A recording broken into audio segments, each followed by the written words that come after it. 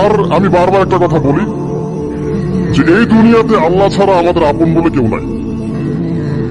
আপনি যাকে আপন মনে করেন না কেন, আমাদের সম্পর্ক আছে বাবার সাথে, মায়ের সাথে, স্ত্রী সন্তানদের সবার সাথে, আমাদের হক আছে, অধিকার আছে, সব ঠিক আছে। বিশ্বাস করেন আল্লাহ ছাড়া আপন বলে আপনার কেউ নাই। এই যে গার্লফ্রেন্ডকে আপন মনে হয়, এরা আপন না। স্ত্রী সন্তানদেরকে খুব আপন মনে হয়, আপনার মৃত্যুর পর 40 দিন সময় লাগবে না সব ভুলে যেতে। পিতা মাতা ভাই বোন সবাইকে আপন মনে হচ্ছে। পিতা মাতার স্থান বাবা মার পরে, আল্লাহ রসুলের পরে, সেটা ঠিক আছে, তো আপন আল্লাহ ছাড়া তারা নন। আপনি তাদের মনোভূত ভাবে নিজে প্রতিষ্ঠিত হতে পারবেন না, তারা আপনাকে চিনবে না। সারাটা জীবন তোর পিছনে এত টাকা ঢাললাম, কি করলি? কিছু করতে পারলি না। আবার এখন যারা পিতা মাতা হয়েছেন, সন্তানদেরকে আপন মনে হচ্ছে, দেখবেন এই সন্তানকে আপনি আপনার মনোভূত ভাবে সম্পত্তি দিতে পারবেন না, ভরণ পোষণ দিতে পারবেন না। এই সন্তান বড় হয়ে আপনাকে বৃদ্ধাশ্রমে পাঠিয়ে দিতে পারে, নাউজুবিল্লাহ। অথবা আপনার সাথে এই সন্তানই খারাপ ব্যবহার করবে, আপন মনে হচ্ছে। আল্লাহ ছাড়া কেউ আপন না। আল্লাহ ছাড়া আপন কেউ না। আল্লাহ ছাড়া সত্যিকার অর্থে আপনাকে আমাকে ভালো কেউ বাসে না।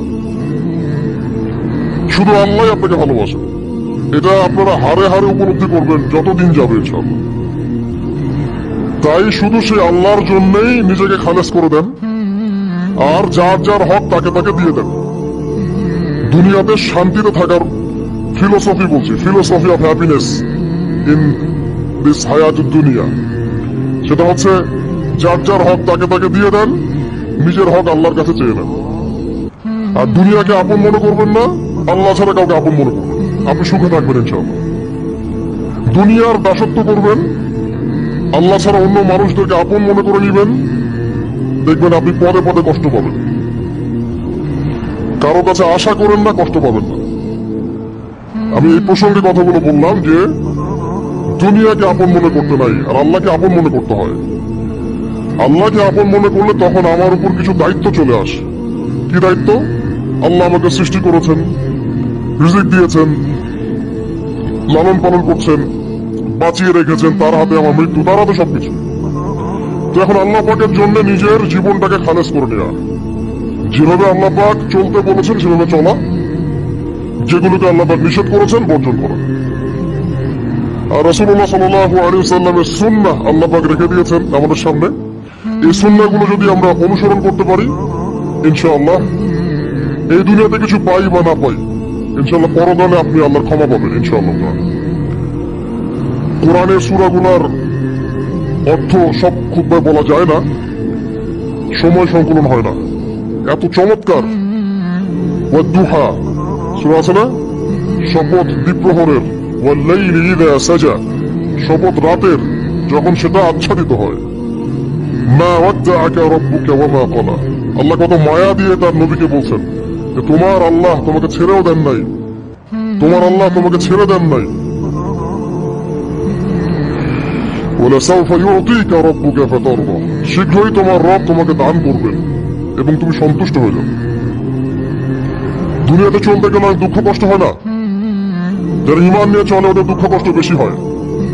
আল্লাহ বলছেন টেনশন করো না, কষ্ট পেও না, তোমার রব তোমাকে ছেড়ে দেননি। ওয়ালাসাউফা ইউতিকা রাব্বুকা ফাতারদা, তোমার রব তোমাকে শীঘ্রই দান করবেন আর তুমি সন্তুষ্ট হয়ে যাবে। আলাম ইয়াজিদকা ইয়াতীমান ফাআওয়া, আল্লাহ বলছেন আল্লাহ কি তোমাকে ইয়তীম রূপে পাননি, এরপর আল্লাহ কি তোমাকে প্রতিপালন করে বড় করেননি? ওয়াজাদাকা দাল্লান ফাহাদা, আল্লাহ কি তোমাকে পথভ্রষ্ট পান নাই, তোমাকে আল্লাহ পাক হেদায়েত দেন নাই? তো আল্লাহ যে এগুলো করেছেন সে আল্লাহ তোমাকে পরকালে ইনশাআল্লাহ ভালো রাখবেন।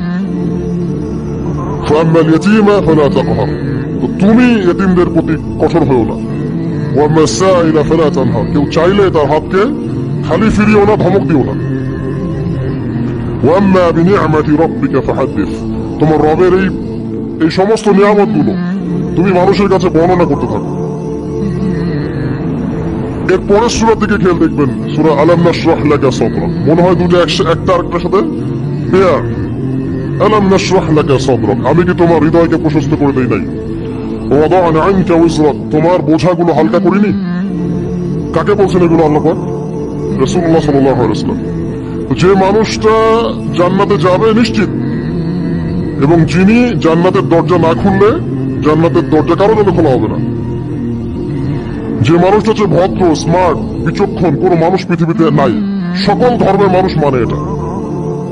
কিছু আছে শয়তান, মানুষ রূপী শয়তান, এরা মানে না, বাট দেখবেন ম্যাক্সিমাম মানুষই মানে। হোক সে ইহুদি বা খ্রিস্টান বা হিন্দুইজম বা মুসলিম তো মানেই, সবাই মানে। মুহাম্মদ সাল্লাল্লাহু আলাইহি ওয়াসাল্লামের মতো স্মার্ট, বিচক্ষণ, ভদ্র, সুচরিত্রের মানুষ পৃথিবীতে কোনদিন আসেও নি, আসবো না। সেই নবীর জীবনটা আপনি পড়ে দেখবেন, আর রাহিকুল মাকতুম বইটা, যে চড়াই আর উতরাই, খালি দুঃখ, কষ্ট, যন্ত্রণা, লাঞ্ছনা, কন্টিনিউয়াসলি। আমাদের নবী সাল্লাল্লাহু আলাইহি ওয়াসাল্লাম তো 1 মাস শান্তিতে ঘুমানো নাই নবী হওয়ার পরে। যখন তিনি মারা যান, ফাতিমা রাদিয়াল্লাহু আনহার কথা মনে আছে না? কানে কানে কি জানি বললেন। তখন আমাদের নবী একটা কথা বলেছিলেন, আমি এই বয়সে সে কথাটা বুঝি, মাদ্রাসা লাইফে, ইউনিভার্সিটি লাইফে বুঝিনি। নবীজি বলেছিলেন তার মেয়েকে, ফাতিমা রাদিয়াল্লাহু আনহা তার কষ্ট দেখে কান্নাকাটি শুরু করলেন। আমাদের নবীজি তাকে কাছে ডেকে বললেন কানে কানে যে কি জানি একটা বললেন। তারপর ফাতিমা রাদিয়াল্লাহু আনহা চুপ করে গেলেন। তো পরে জিজ্ঞাসা করা হলো কি বলেছিলেন, তিনি বললেন আব্বাজান বলেছেন আজকের পর তোমার আব্বার কোনো কষ্ট থাকবে না, আর তুমি আমার পরিবারের মধ্যে সবার আগে আমার সাথে সাক্ষাৎ করবে। এই যে আজকের পর আমার আব্বার আর কোনো কষ্ট থাকবে না, এর মানে বোঝেন, মানে সারাটা নববী জীবন কত যে কষ্ট নবী সাল্লাল্লাহু আলাইহি ওয়াসাল্লামকে সহ্য করতে হয়েছে। আজকে জান্নাতে যাওয়ার দিন, আজকে আর তোমার আব্বার কোনো কষ্ট থাকবে না। এই মানুষটার যদি এই অবস্থা হয়, তাহলে আমরা কি? আল্লাহ পাক সেই মানুষটাকে এই সূরাটা শোনাচ্ছেন, আমি কি তোমাকে এতিম পাই নাই, তোমাকে পথভ্রষ্ট পাই নাই, হেদায়েত দেই নাই, ভরণ পোষণ করিনি, আমি আল্লাহ তোমাকে ছেড়ে দেই নাই, শীঘ্রই তোমাকে দান করব, হ্যাঁ, তোমার বোঝাকে আমি হালকা করিনি। ফাইন্না মা'আল উসরি ইউসরা, ইন্না মা'আল ইউসরি ইউসরা। কষ্টের সাথেই স্বস্তি আছে, নিশ্চয়ই কষ্টের সাথেই স্বস্তি আছে। ফাইদা ফারাগতা ফানসাব ওয়া ইলা রাব্বিকা ফারগাব। যখন তুমি অবসর পাবে তখন তোমার রবের দিকে একনিষ্ঠ হও। এটাই বলতে চাচ্ছি আমি আপনাদেরকে, যে আমাদের উচিত শুধু আল্লাহর দিকে একনিষ্ঠ হওয়া। তাদেরকে নিয়ে এই দুনিয়া, আমাদের মা বাবা, ভাই বোন, আত্মীয় স্বজন, স্ত্রী সন্তান, এরা সবাই যে যার হক চাচ্ছে। তাদের হক দিয়ে দেন, আপনি খুব ভালো। দিতে পারবেন না, আপনি ভালো না। সারাটা জীবন করতে থাকেন, দেখবেন একদিন দিতে পারেন নাই, সে আপনাকে চিনবে না। নবী সাল্লাল্লাহু আলাইহি ওয়াসাল্লাম বলেন এই কথাগুলো, জাহান্নামে যাওয়ার কারণ এগুলো উল্লেখ করেন নাই। কিসের আত্মীয় আর কিসের আপনজন আর কিসের অফিসের বস আর কিসের কি, সবাই সবার স্বার্থ নিয়ে পড়ে আছে। শুধু একজন সত্তা আপনার কাছে স্বার্থ চায় না, সে কে? আল্লাহ পাক। এটা যদি বুঝতে পারেন তাহলে দেখবেন মনটা আল্লাহর দিকে নরম হয়ে যাবে। আর মুসলিমদের এখন এই মানসিক আত্মশুদ্ধিটা বেশি দরকার। আমরা কেন যেন অস্থির জাতি হয়ে গেছি এখন, মানসিকভাবে শান্তি নেই আমাদের মধ্যে। খেয়াল করে দেখবেন সারাদিন দুশ্চিন্তা, দুর্ভাবনা, পেরেশানি। নামাজে আসি তাও মনে হয় যত তাড়াতাড়ি নামাজ শেষ করতে পারলে বাস। 5 মিনিট 4 রাকাত নামাজ, আর ইমাম যদি ভুলে 10 মিনিট পড়ায় তো চাকরি নট।